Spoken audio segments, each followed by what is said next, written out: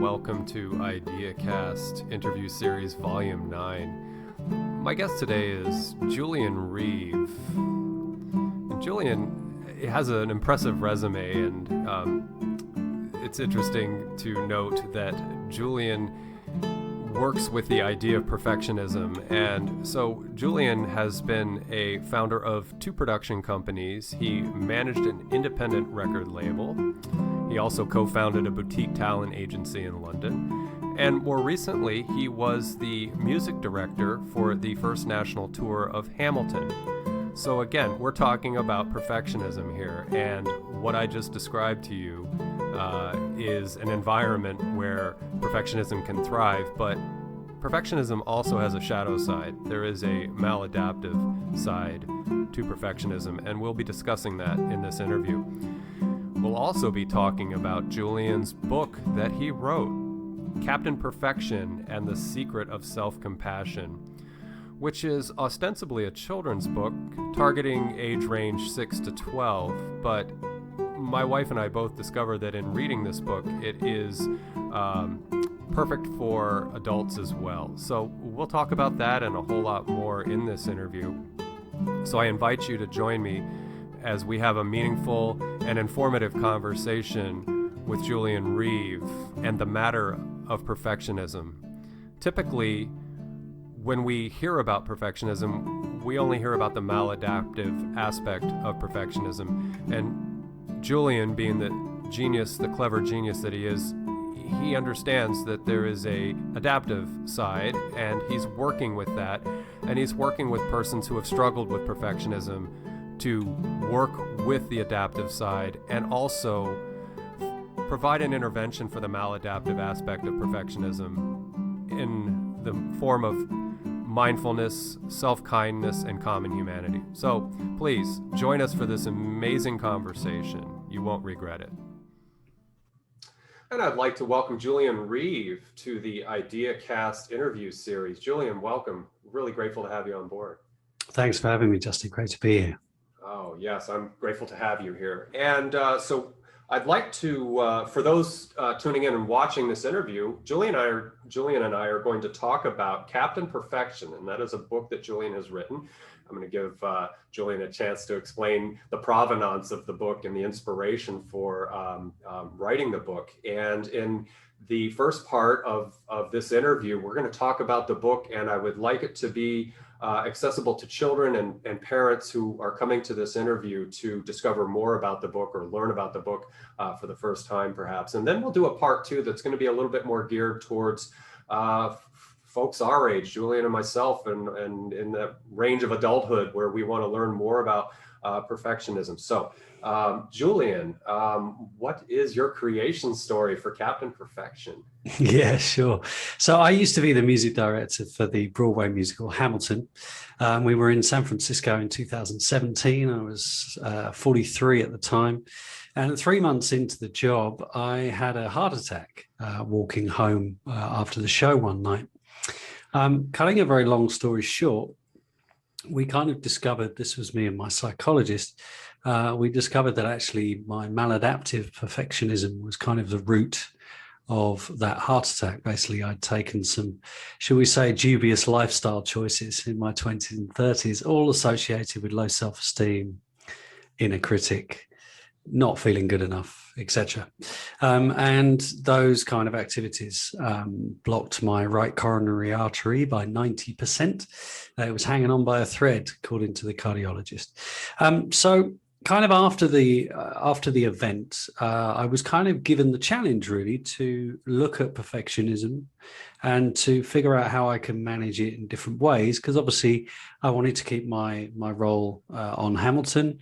But, you know, it was a big job. You know, 2017 Hamilton was kind of in the height of its success. So there was a lot of pressure, a lot of focus from around the world on us, really. So that was no easy task.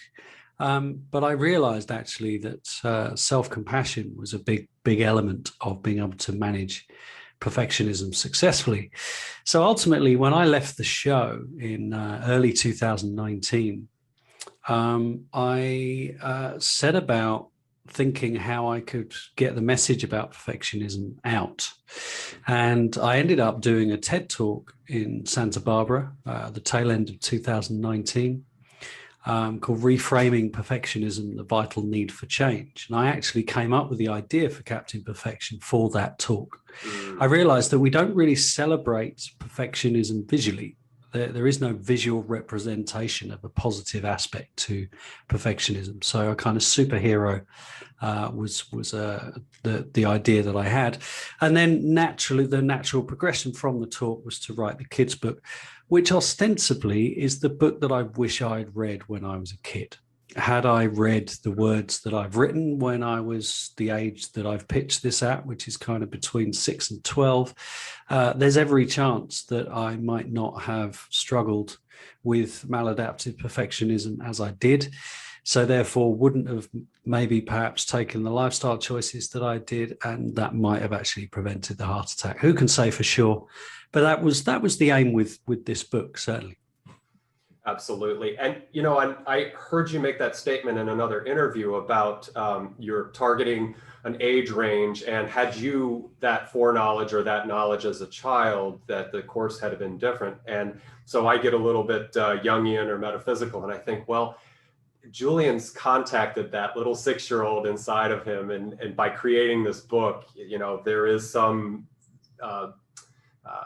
full circle going on there, a sort of maybe even a catharsis for that child, that teenager and the young adult that's in metaphor is still present with you. And so I thought of that and I thought, well, that's beautiful. But also that the fact that you are sort of offering an intervention and offering a means for persons coming up in their tweeners, I guess they call them now, the 7 to 12 kind of range, and even a little bit older. This book is a gem. It's absolutely perfect to help sort of shift the trajectory of people in your where you came from in your circumstances. I know you mentioned that both your parents were very much in that vein of perfectionism, and so this might have been a mimetic thing for you where you learned it, which is a question I'll get to later in the interview.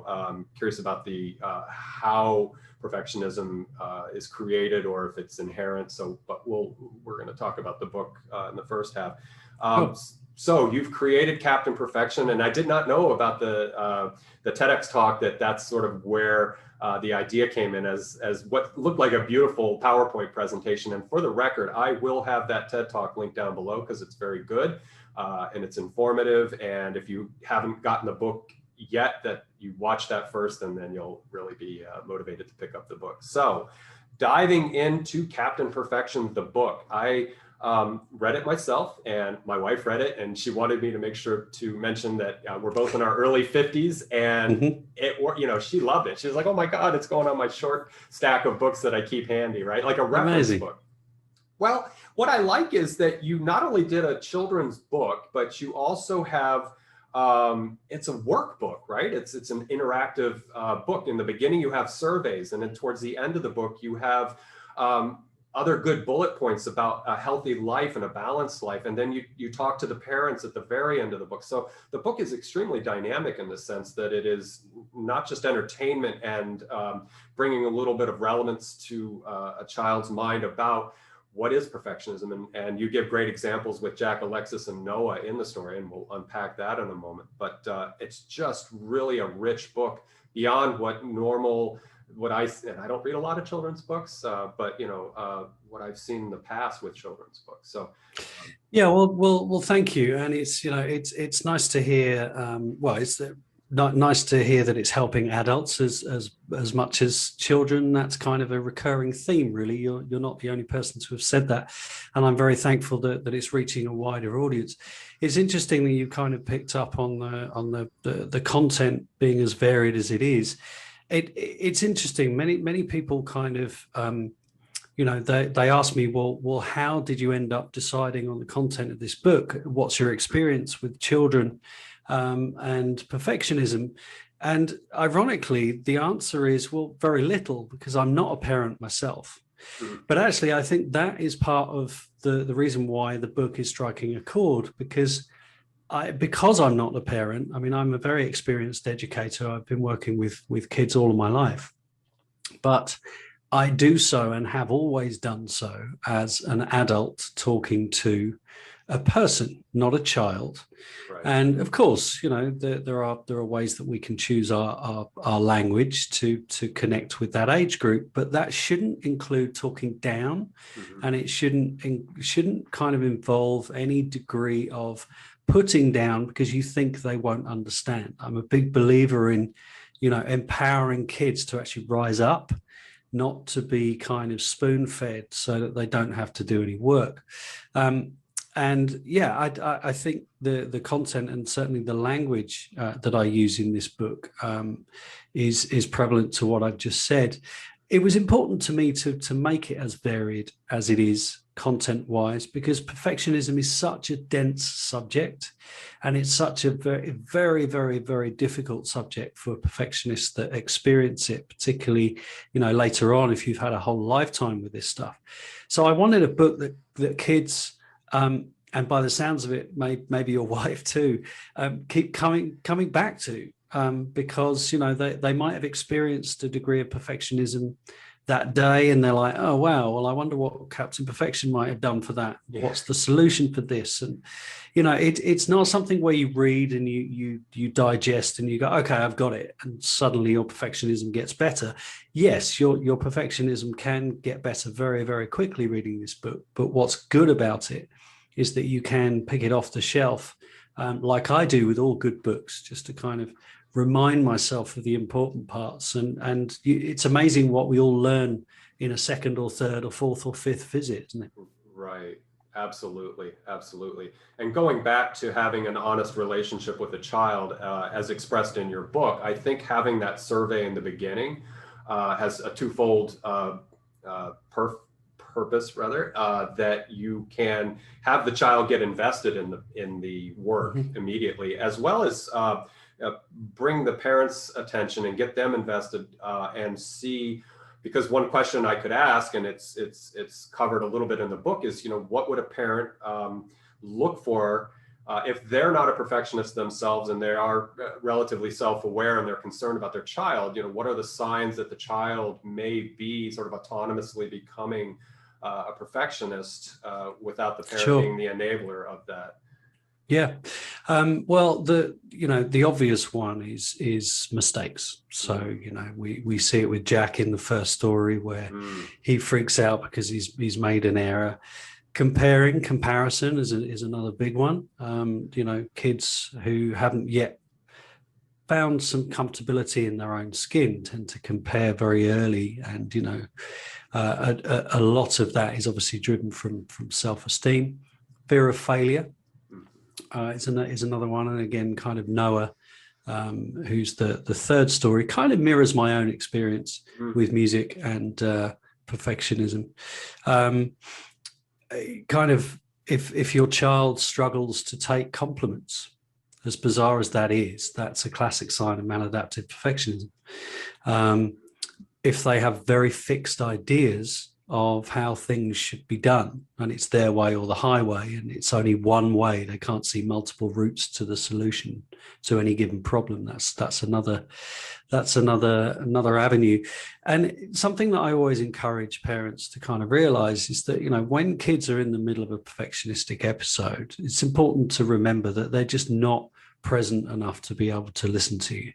It's nothing to do with you as a parent. It's not good or bad parenting skills. It's not that they don't like you or don't love you. Nothing to do with that. It's the fact that perfectionism, or in this case, maladaptive perfectionism, has its kind of grip around your child. So, just being present for them at that moment is super important. Just being there, trying to calm them down. We try and help, don't we? We try and say, well, like if we're talking about an art project, well, it looks great to me. You've tried your hardest, and that should be good enough. All of the things that we come up with to say, they're just not in a space to receive that. But what you can do once they've calmed down is actually go back to the episode and really connect them with why it happened. Connect them also with the physicality of it as well. You'd be amazed at how many physical symptoms when kids are pushed in a healthy way to kind of identify physical triggers. What happened when you started to compare, for example? And again, Jack had this, he started to get stomachache. And in some kids, it can be a headache. Some kids, it can be shortness of breath. It's a whole bunch of physical sensations that come with perfectionism.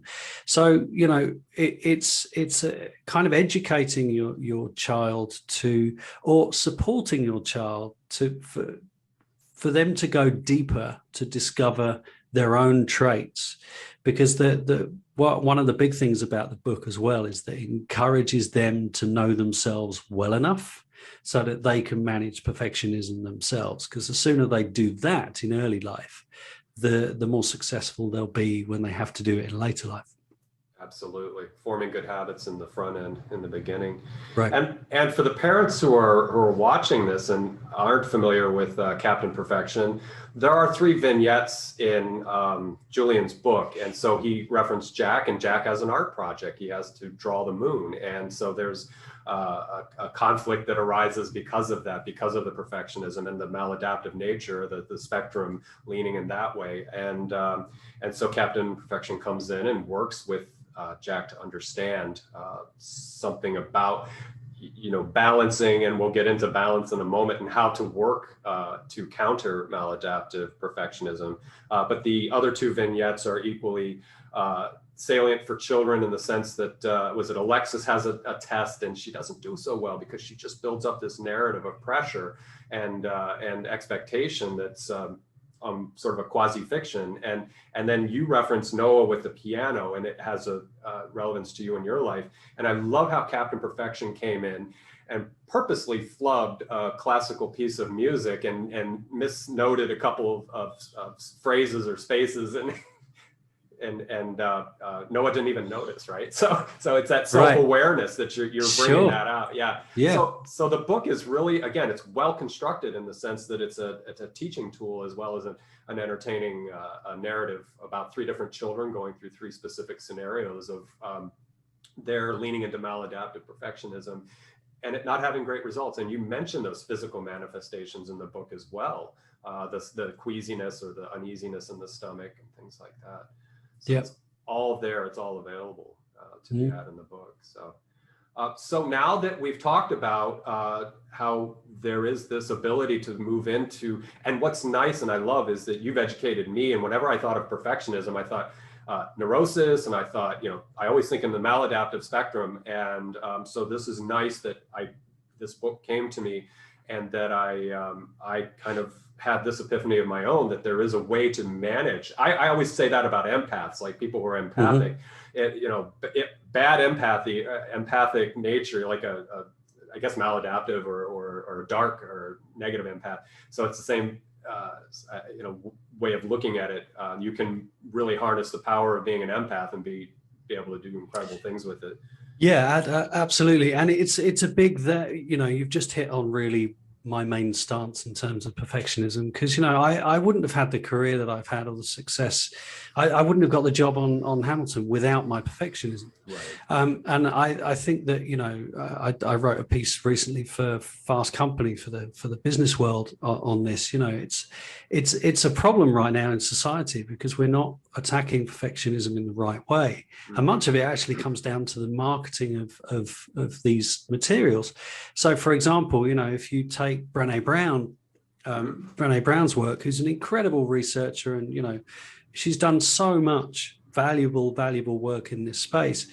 Her book, The Gifts of Imperfection, is actually very, very, very good. It's outstanding. But the problem with it is that it doesn't meet the perfectionist where they need to be met. So you only buy that book if you can see advantage in imperfection. So therefore, you must have experienced some degree of negativity with perfectionism, i.e. depression, burnout, etc., for you to get to that point.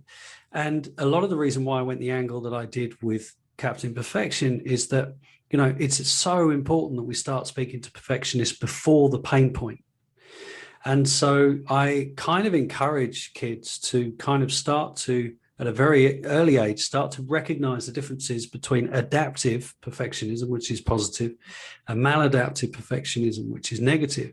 Because the adaptive sides, like the high standards, the high levels of conscientiousness, great attention to detail, strong work ethic, all of that stuff can actually, like, why would we want to take any of that away? Right. And every parent that I've met and talked to about this are desperate for their child to keep those bits and to get rid of everything else. So what do we mean by everything else? Well, maladaptive perfectionism is like low self-esteem, self-deprecation, as we spoke about. Mistakes are unacceptable. They can't celebrate when they do well. There's fear of failure, all or nothing thinking. And, all of these have tremendous kind of connotations and associations to our health: anxiety, depression, eating disorders, burnout, high blood pressure. The list is long. So the key is finding balance. And so much of that is associated with simply knowing how perfectionism affects you, when it affects you, what your triggers are, so that you can start to manage it in healthier ways. Right, absolutely. And your book covers that too. There is the triad of, I have to go to my notes here, self-kindness, mindfulness, and common humanity. Can we cover that a little bit? Because if the parent notices that the child is in that area, that range where there are these manifestations coming up, this is the intervention that will have some traction in terms of managing that, right? Yeah. Well, the three kind of subheadings that you've just identified all fall under self-compassion. And through my research into my TED Talk in 2019, I discovered that there was a study that came out of Australia in 2018 that basically said self-compassion regulates our experience between maladaptive perfectionism and depression. So knowing that perfectionism is on the rise, and as is also depression, that's kind of where I thought, okay, well, this is my entry point as to how to, hopefully change some lives for the better. So Dr. Christine Neff is kind of the leading psychologist in self-kindness. She's written a lot of really, really great books, a lot of really good self-help stuff, all available on Amazon. And the three components, so let's just remind ourselves, self-kindness is where we learn to be warm and understanding to ourselves. Mindfulness, where we discover how to observe these perfectionistic thoughts and feelings as they arise, but not react to them. And then common humanity, where we recognize that suffering is all a part of the human experience, and we're far from alone in our imperfections. And ultimately, it's getting ourselves to the point where we are able to be as compassionate to ourselves as we are to others. I think it's one of life's biggest ironies, is that, we're very capable as human beings to be compassionate and loving towards others when they're in pain. But for some reason, we're almost hardwired not to give ourselves the same type of love and care when we are in those shoes ourselves. And self-compassion really does go a long way in addressing that. Absolutely. And that is covered in the book as well. In fact, I believe they're used as examples in those three vignettes, the three narratives that you have about recognizing that and being mindful and being able to just sort of check yourself a little bit in a kind way to stop that, as they say, the monkey mind or the preoccupation with the negative thoughts and the catastrophizing to get into CBT a little bit. Yep. Okay, I would like to talk about what you do in present time. And so I would like to reference your website and the services that you provide in your website. Actually, before we segue into that, you mentioned about potentially turning this into an animated feature or product. And when I read the book, I was immediately thinking, like, we talked about empathy a moment ago, and I thought you could have, empathy woman or man. And, like, I'm obsessive. Like, I'm not a perfectionist. Like, I can handle things not being perfect, but I'm obsessive. Like, I I will wear everything and everybody out in my path. You know, Yeah. so a book about obsessive man or something. So you could have the superhero. What was it when we were kids? The Justice League or whatever. Right. SpongeBob had the League of extraordinary acquaintances or whatever. Yeah. No, it's a nice idea. I should probably credit you for that before I go any further with the series. I think where Captain Perfection ends up is going to be really interesting, because ultimately, you know, he's kind of done his job with this age group, which is cool. But you know, there are all sorts of possibilities. You know, is the next book aimed at slightly older kids? Right. Is it still using Captain Perfection? And I think one of the bigger questions that hasn't yet truly been answered, simply because there hasn't been enough time since I published the book, is where is the true value here? Is the true value for perfectionists, or is the true value actually in self-compassion? And to your point, therefore able to be kind of sold, if you like, or illustrated across a much broader context? I'm kind of leaning right now towards the latter, in that self-compassion is probably the important part of the meat on the bone. In this case, it's been introduced to perfectionists, but maybe self-compassion is introduced to Captain Empathy. Who knows? You know, there are all sorts of different options, and much of it will just, you know, there's a lot going on right now, as we might touch on in a minute, and much of it is simply there's only one of me, and I have to go where I'm kind of being led right now. Yeah, absolutely. I guess the ideal is you have a team that can work with you on this and get that. Wouldn't that be lovely? Stay in that flow state and get that out, because really, again, you're reaching out to a youth oriented audience or a youth demographic, and that is, to me, is so essential. It's proactive, it's preventative, it is stopping. Or not, that's a harsh word, stopping, but it's changing trajectories, right? And then it's super important. As I said earlier, you know, perfectionism and depression are on the rise, and we're not addressing it soon enough in ways that kids can relate, in ways that young adults can relate. And that's very much the work that I do with performing arts students and also sports students. Right. You know, those subjects attract perfectionism like, you know, bees around honey, because the whole point is perfection. That's kind of what we're paid to do. And, you know, generally perfectionists will be drawn towards careers where they feel comfortable, and if their perfectionism is kind of deep rooted, they'll end up in those types of industries. The danger with that is if they're not managing their maladaptive traits, they're then susceptible to all the things that we've spoken about, all the health issues. So much of the work that I do with those types of students, and at university level too, is to, you know, really get under the hood of what perfection is, how it affects them, you know, how we can use self-compassion to ostensibly, this is my aim, and this is kind of how I almost sell my services. This is the marketing element, is that I can help you manage your perfectionistic traits in healthier ways with no compromise to the standards that you hold. And that's what self-compassion does, because as I say in my TED talk, you know, one of the answers to perfectionism historically, kind of over the last 10 years, is to kind of introduce the word excellence as a new standard. As I say in the TED talk, perfectionists hate the word excellence.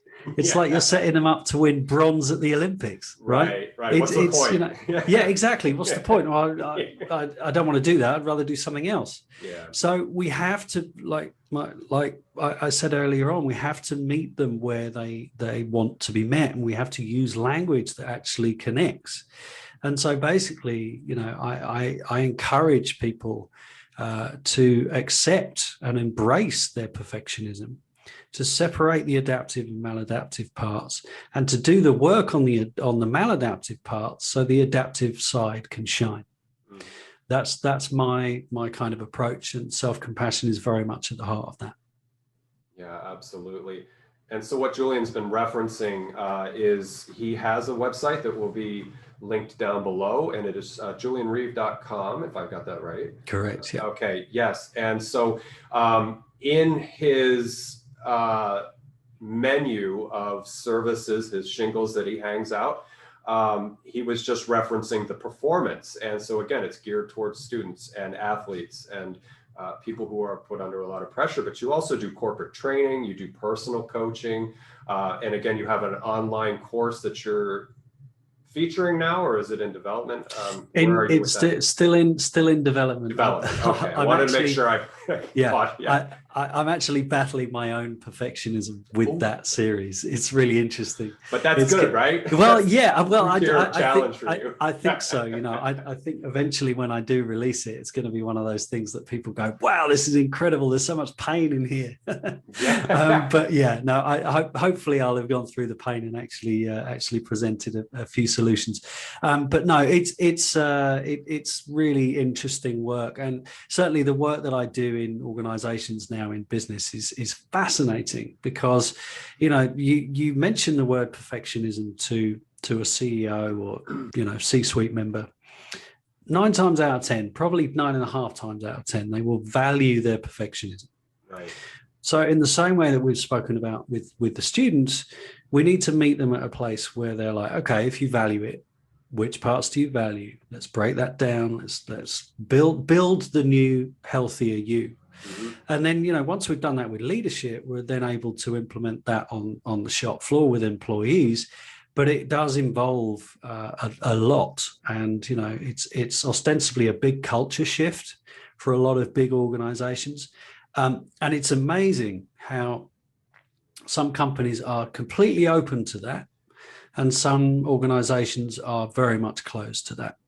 And it's an ever-evolving topic, I think, because, wellness in the workplace is going to have to get better, period, outside of perfectionism too. So any organization that is still very much focused on their staff being numbers as opposed to people, and who haven't got an environment where those people can thrive because they have got all of the wellness things that they should have in place to look after them, care for them, so that they can be as productive for your business as possible.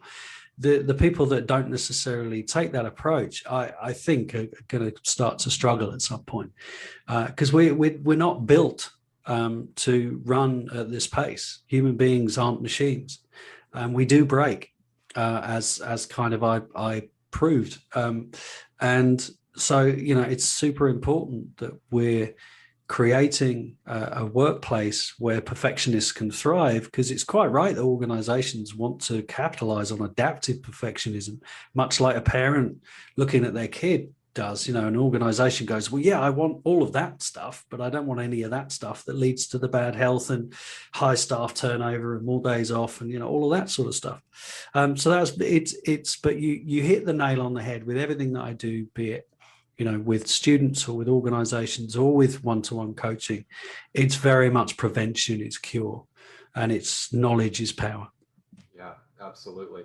And as somebody who likes to sort of take a casual observation of social psychology, and it's not incontrovertible, but there are people who say that persons who have the traits of psychopathy tend to gravitate into certain positions of power. And it's a more or less pro-social psychopathy. It is not the thing that you see in the horror movie, but that's a good example of where it's, and I don't know enough about psychology to say there's a pro-adaptive and maladaptive for psychology, but there are thresholds, right? And there are the people that do bad things, and then there are people who are really effective leaders who just have these traits, but they're subclinical, or they're at a threshold where they are still a decent human being and they're not doing these things. Yeah, and I think I'm not as heavily involved with psychology as that either. I'll leave that to the pros, but the benefits of adopting this type of approach in the workplace are huge, but it has to start with the decision maker. The decision maker has to have a personal connection to the message, and it has to see the benefit. Because to your point, many of these leaders came up the ranks themselves, And if they were taught a certain way and, they profited from that themselves, then they're going to want to teach that way, even though their environment and culture and society has changed around that method.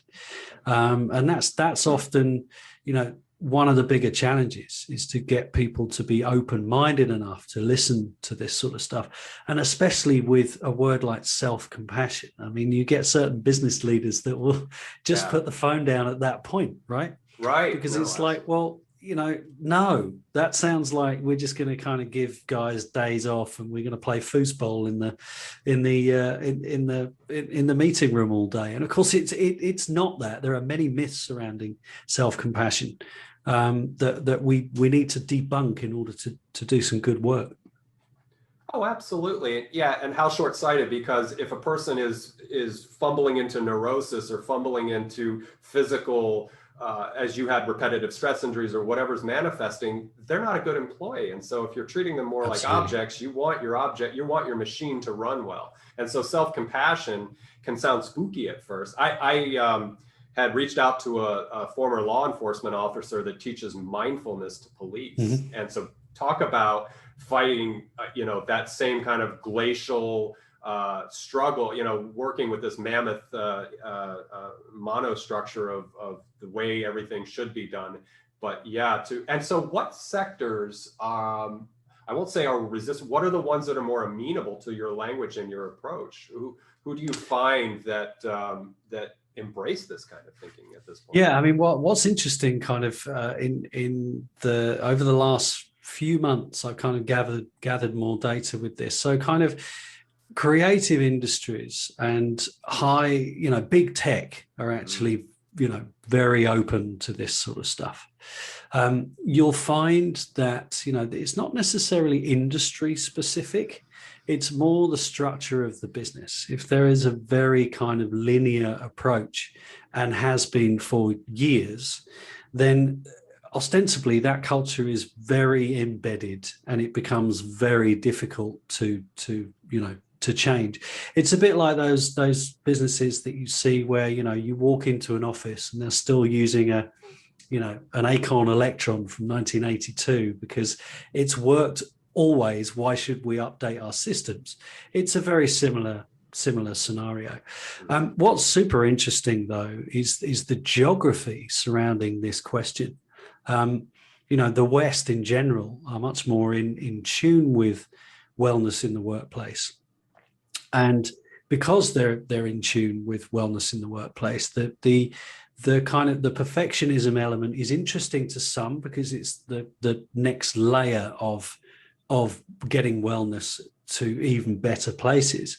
Other people think, well, no, I don't necessarily need to think about this because we have our HR team in place, we have our wellness programs, we look after our staff, no worries. You literally go halfway around the world and you end up in places like Malaysia, Philippines, other areas in kind of Southeast Asia, and they're welcoming this with open arms. The reason why is they are desperate for a Western culture let's rephrase. They're desperate for an approach that is Western to an issue that is very prevalent. So if you take the Philippines, for example, there is an exceptionally high staff turnover in most businesses. So if you take call centers, for example, I think staff turnover is something like 55%, where people they don't have to give an excuse to leave their job. They just pack up their stuff and leave. They're out. And prevention of that particular issue is really key over there. And the perfectionism element is really interesting because, simply by getting into the business and understanding how perfectionism affects employees, and you can do that in numerous ways, you can then start to build bespoke solutions for those problems and start to, really create a new culture from the inside out, that's when you get a CEO on the hook, when you can actually prove to them that there's a problem. Because obviously self-compassion How do you test that? How do you, yes, there are metrics and there are tools where, in a year's time, you can do tests and go, well, yeah, there you go. There's been a 28% increase in productivity or whatever that looks like. But the sound of self-compassion is so fluffy. Right. That, exactly. The CEOs, need they need sitting down and explaining in a certain way. But those that are embracing it are definitely pleased to do so. So I'm thankful for that. Oh, absolutely. And again, you can develop metrics and data stockpiles that'll help back up what you're doing, and that'll crack a couple of shells. But the other thought I had, and I don't know anything about I've been self-employed and I've had 4 businesses, but they've all been very small, maybe a couple of employees. But one thing I learned early when I was in my early 20s, there's the theory X management and theory Y management. Theory X being leadership through coercion and threats and things like that. And then there's theory Y, where it's all, again, it's the kumbaya and the fluffiness and things in that vein. So I'm almost thinking of marketing strategies to go at the theory X with the leadership and say, just hit them with all these horror statistics. Like, did you know that your employees are going to die of arterial sclerosis? And, absolutely. Boo, boo, boo, because that's what advertising does. They either scare the hell out of us or they make us feel really good, right? So. Look, the opening line in my email to organizations is, did you know that perfectionism is estimated to affect 2 billion people around the world? 30%, right? 30%, right? So then you go, let's say they've got 1,000 employees. That means that over 300 of your workforce are silently struggling with this issue. Read on, here's the solution. Yeah. But you have to appeal to the problem. Yeah. But again, it's interesting that we've kind of touched on all of my work, and that you have to appeal to the problem in a business sense, because that's the only way you can kind of get through the door. But it's interesting that the Captain Perfection route is almost the flip side of that, and it's the preventative to stop getting to the problem. So who knows, maybe if I'm so successful in the next 30 years that actually, I'll have kind of worked my way out of a job, because there won't be any perfectionists that haven't read my book. So they know how to manage it. So therefore, there are no more problems in organizations. Who knows? That thought has just come to me. I probably need to lie down after that one. Well, here's the good news. There are so many, there's going back to psychology, there's cluster A, cluster B, and there's things going on in the human mind. You have an environment and a terrain that will keep you going. Because again, you can go from, Captain Perfection to Professor Empath, or you can. So you can definitely. And the nice thing is it's all you can build a system of support behind you, and you've done the research, you've worked with people to get this kind of essential core of, in other words, validity to what you're doing, verifiability to what you're doing. Right. And so that can be replicated in other formats, I would think, or other modes, or however you want to look at that. And I going back to your TEDx talk, there was something that stood out to me, is that you referenced in terms of characters and stories that you had a Dr. Kindness in there, and I think your Dr. Kindness was Michael Klein, if I remember an interview right. And so what I might ask of you is if there are people who are adults who are in your situation, who may be coming to this video and starting to have that epiphany and say, so what does a Dr. Kindness look like? Or, obviously you can just go in the phone book and look up psychological assistants, therapists, and things like that. But what does an adult do who is starting to realize that because of your work, what you're bringing forward, the salience that's coming forward, what's your recommendation for people who need to take that first step before they have the repetitive stress injury or the heart attack? Yeah.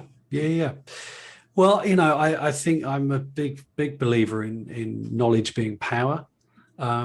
And so, if you are at the point where perfectionism is starting to cause you some pain, there's a lot out there now that can help you. This book, Captain Perfection and the Secret of Self-Compassion, will totally open some doors in your mind as to what you can start to do. I actually work with people on a one-to-one basis on their perfectionism.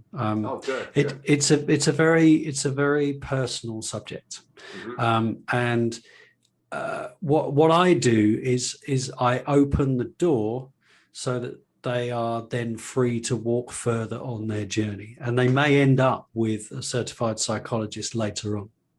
I don't pretend to fix, I don't have PhDs, I don't have masters, in psychology. I'm very aware that my experience is valuable, but I'm also very aware of my limitations. But what I can do, and what I think I do very well, is connect people with their perfectionism. We work together to figure out exactly what it is, how it affects them. Much of the techniques that I use in the book, I use with clients, but obviously having somebody, either over a Zoom or in person, having that level of accountability actually gets you to kind of view your perfectionism in healthier ways. What's good about it, though, is that we start to break down values. So, we figure out, exactly what do you value? What does your perfectionism bring to you? And how can we start to keep those parts, but get rid of some of the stuff that you don't need? And, we get into prioritization, growth mindset, there's lots of different work that we do. And if you're one of those people, then take a look on the website, go to personal coaching and reach out. Be very, very happy to help. And one last question related to your website and the services you provide. And I don't know I don't think I saw this when checking out your website, is do you do coach training, and do you work with coach mentors and people who are already, or even, people who may be doing therapy, but, I guess if they're clinical therapists, they've already got it covered. But anyway, is there an ability for people to connect with you who are doing mentoring work and coaching work, and because you're kind of a standout in terms of taking perfectionism on in a sort of almost heterodox or unconventional way, that you're right. There are good things to be extracted from this. Yeah, I love that. I think that's awesome. So yes, I do, and it's a growing network actually, which is really exciting. It's important because yes, you're absolutely right. Coaches will have a handle on perfectionism to a degree. Will they have got kind of over 40 years worth of life experience like I have? Possibly, because they might have struggled with perfectionism themselves. But what I love about working with coaches that teach kids is that it's the combination of knowledge, it's the combination of method that kind of excites. So yes, absolutely. I worked with a guy in Texas a few months ago who coaches a football team, and several of his kids were underperforming because they were putting so much pressure on themselves to deliver, and simply more information about the detail of perfectionism and labels. So I was very quick to actually go, okay, well, that probably means that they're struggling with this type of perfectionism. And if you know that, then you know what the solutions are, but you have to kind of have that knowledge. So yeah, I mean, he's been really pleased with those results. And yeah, again, anyone in that situation, reach out, let's chat. Good to know. It's so funny when you said coach, I thought of something that I saw, I don't know, a year or two ago, and it's that Pygmalion effect. Have you ever heard of that? And Rings bells, but if you take a school teacher and you introduce her to a new classroom full of students, and prior to bringing the teacher into the classroom, you say, these are the handpicked, these are the best of the best, these are our Mensa candidates, they are going to be going to the greatest university, blah, blah, blah, blah. They've all scored over 140 on their IQ test. That teacher will go into that classroom with that sort of bias or that presupposition and treat the children differently. And there are actual palpable outcomes that come from these kids who are probably in the average spectrum. That's the typical, it's a mixed bag. Yeah. But it's just such a funny phenomenon. And you were talking about coaches and how you can have an influence. And this is random because it just popped into my head, but there's something there as far as like a teaching tool that if you work with teachers or you work with coaches that, not that you do the Pygmalion effect with them, like you tell you can't do that, but I don't know why it came in. But anyway, just research that word Pygmalion effect. Yeah. It's fascinating because it's placebo essentially, but sure. But the teacher is so confident that she has the most, all the best out of 2,000 children. She got 20 of the best, right? Yeah. And it works in reverse. You could put a bunch of Mensa candidates into a classroom and you say, you're getting the 80 and under IQ here, and best of luck. Whatever, do whatever you want. Let them finger paint all day. What I find interesting about the Pygmalion effect, without having done any research, just kind of responding to what you've just said, is that simply by telling the teacher that they've got all these that she or he has got all these gifted kids in the classroom, there's automatically a pressure. Yeah. Automatically you will get a very different result from the teacher. Yeah. And so the teacher will produce a very different performance because they have that information. And sometimes it will be better because they will rise and it will be like, okay, I need to up my game today. Here we go, game on. Other times it will be like, oh, wow, well, in this instance, I have to be perfect. No, that isn't cool. I'm not very happy with that. And so their performance struggles. So yeah, that's really interesting. I'll do some more research on that. I don't know why, and usually I just don't like blurt it out, but when you were talking about the coach, I was like, I remember reading about Pygmalion or watching a video on it, and you're right though, because it could have a twofold, it could have a one or two way effect on the teacher, but I think their point essentially was that like if the coach got the best football players on the field when they're not, that will affect the outcome.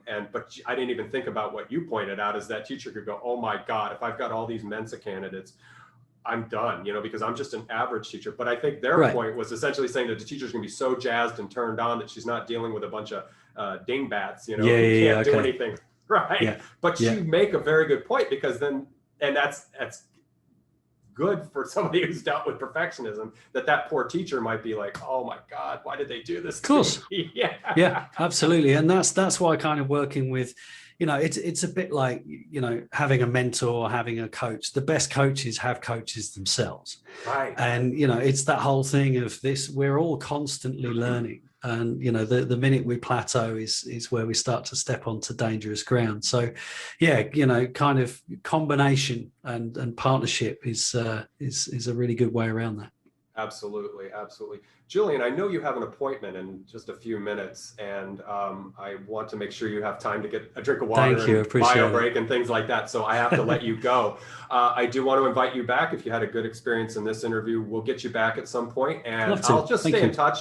And when something new comes up, I want to bring it on to the interview. Did you have anything else that the audience needs to know? I'm going to have your website included, the TED Talk, and lots of good information down below. But what would you like to say as a sort of parting remark for folks watching the interview? Yeah, I mean, so I hope there's some value in there for people. Reach out if I can help in any way.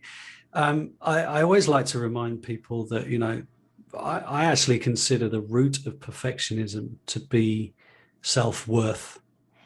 And if we can somehow find a way to feel worthy of ourselves, a lot of perfectionism actually kind of goes away because we actually value us outside of the results that we produce. And yeah, kind of, so it might be deep for some. That might be something like, oh, wow, how do we even think about self-worth? Yeah. But, get into that self-compassion element and really start to think about how you can treat yourself as you treat others. And that'll be a big step to managing any traits. Beautiful. Beautiful. What a wonderful way to wrap up a great conversation. I am really grateful to have had you for this conversation, have you on board. And again, I'm already looking forward to a part two when things present themselves, that we can have that conversation. I will say goodbye to you after I stop record, but I also say goodbye to everyone who was watching this interview. I thank you very much for being with us in this conversation, and I hope it had a good impact on you. So Julian, I'll say goodbye to you in just a moment, and for everybody watching, take care, and see you in the next episode.